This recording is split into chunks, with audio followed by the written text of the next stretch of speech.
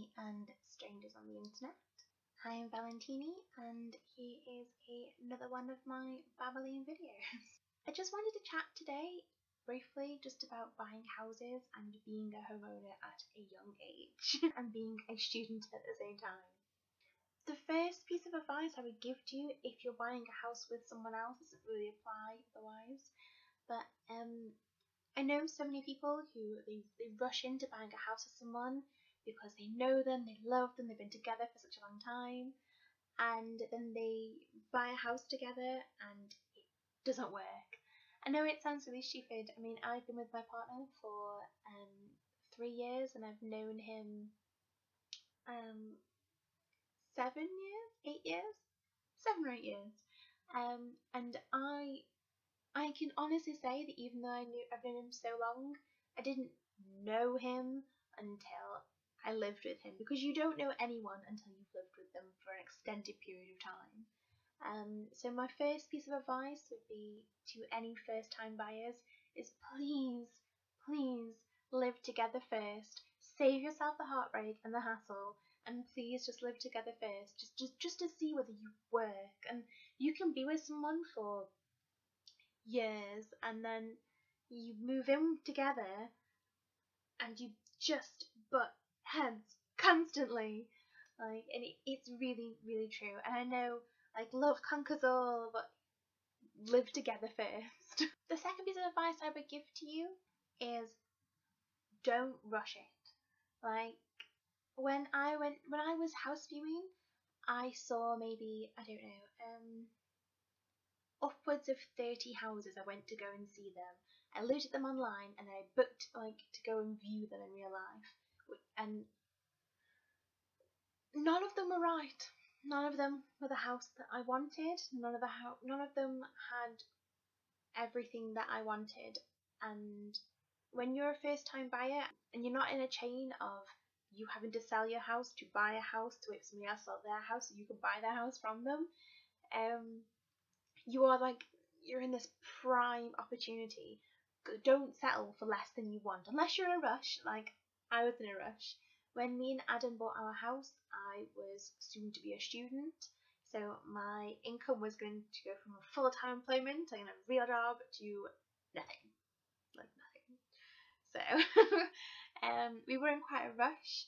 So after looking at 30 houses, we came to see this house, and it was, I don't know, it was a cross between we were running out of time and it was maybe the second house that I'd really sort of fallen in love with. I came to see it and there was just something about it that I really liked. Now keep in mind, I gave you this piece of advice and it is so difficult to follow your own advice, because when we bought this place, Adam, the only thing he wanted is he wanted a drive. He wanted to have his car outside of his house. That's what he wanted. Or a garage. That would be even better. And all I really wanted was a shower and a dishwasher. And I got my shower, but Adam didn't get the drive at the front of the house. Ours is behind our house. And I didn't get space for a dishwasher. So it was sad times all around. I don't know, but something was still right about it for us. But if you can, hold out and get the things you want in your house that you can't change. You can build an extension if needs be. You can redecorate as many times as you want, but you can't. There are some things in a house you just can't add to it. It's better for it to have them already, and it's easy to move into a house and be like, yay, we own a house now, and then 12 months down the line be like, and we don't want to live here anymore. It's easily done.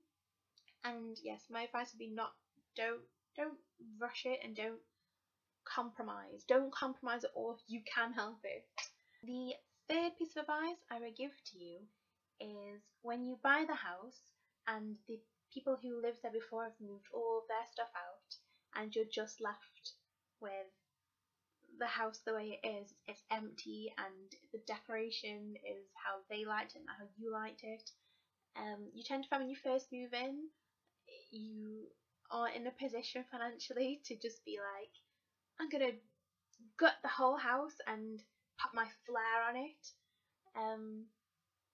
And so you end up living in a house where you sometimes feel a bit like it doesn't feel like yours, because even though you've bought it and you own it, it doesn't look the way you want it to look. It doesn't have your style, the little bits of you that make you in your house, and that can be really disheartening. And my advice would just to persevere with that, like just push through it and don't skim. I can't tell you the amount of times that me and Adam have bought something. We've gone to buy something and we've seen two options.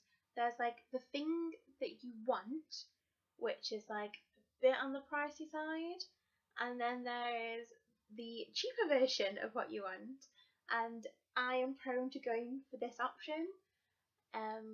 My advice would be always go for this option or better. Like, ignore this option, this is a rubbish option, don't do it. Because the cheaper version, you get what you pay for. When you buy the cheaper version of something you want, like, one of two things will happen. It will break, and you will have to buy the one you wanted originally anyway, except now it's cost you the price of what you wanted plus the cheap version on top, which is no longer the cheap version because you had to buy something else. Or it will not perform the way you want, and you will just wish that you bought the other version. Just buy the version that you want and not the cheaper version, because in the long run it will work out cheaper that way. Experiment on a mood board, maybe, or on a piece of paper, or like get a concept before you just dive into decorating. When we first moved into this house, I wanted every room in the house to be a different colour. I don't know why, it was just something that I really, really, really wanted. And so I did. I bought the paint and I painted every room a different colour. And it was awful. And I couldn't see it at the time that it was awful, but it was awful. So after some time, I think after about 12 months, I was finally willing to admit that this isn't what I wanted for the house. And we sat down and we sort of thought about it, and then we redecorated everywhere because everywhere needed redecorating, particularly the hallway, which I painted like leaf green. And our hallway is very small, it's quite narrow, so painting it leaf green, when the light shines in from the window, it would reflect off the green and reflect on all the other white walls, so you would have this radioactive glow to everything, and it was awful. It was just really awful. That's been fixed. We no longer have green in the hallway.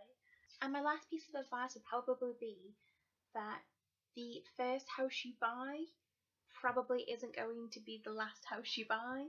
So in the nicest possible way, I would say don't get super attached. I mean, be attached, it's your house, you bought that house, you own that house, like love it to pieces. But it's not necessarily where you're going to live forever. When you buy a house, sometimes what you find happens, it's happened to us in this house. You buy the house, you like the house, it's great, everything you wanted, and then about 12 months later, you go, we're outgrowing this house already. I mean, we live in a 3-bedroom detached house, and there's only 2 of us, so we have our master bedroom, and then we each have a spare room each, which we keep all of our hobbies, and even though we have that space, it's not enough. So we're already looking at maybe 3 years down the line at perhaps buying a bigger house with more bedrooms, particularly for me, because I am probably in my room more than Adam is in his room, but mine is the smaller one. I did ask for the smaller one because initially I was like, I wanted this sort of cozy enclosed little place I could snuggle in, and then after 12 months, I just can't fit. I can't fit all of my stuff into this room anymore. Like, it's overflowing out of the door. So we are looking to have a bigger house in a couple of years' time. But I would recommend buying a house. I think it's probably the best thing I ever did. There's something really satisfying about knowing you own these walls. I can do what I want to these walls, and I can put up as many pictures as I want, and I can paint on the walls if I want to, and it is mine. And when you rent, when you live with your family, you don't have those things. They're not. It's not the same. But yeah, like we bought our house. I mean, Adam is 5 years older than I am. But I was 23 when we bought this house, and it was just the best thing. It was the best decision that I made.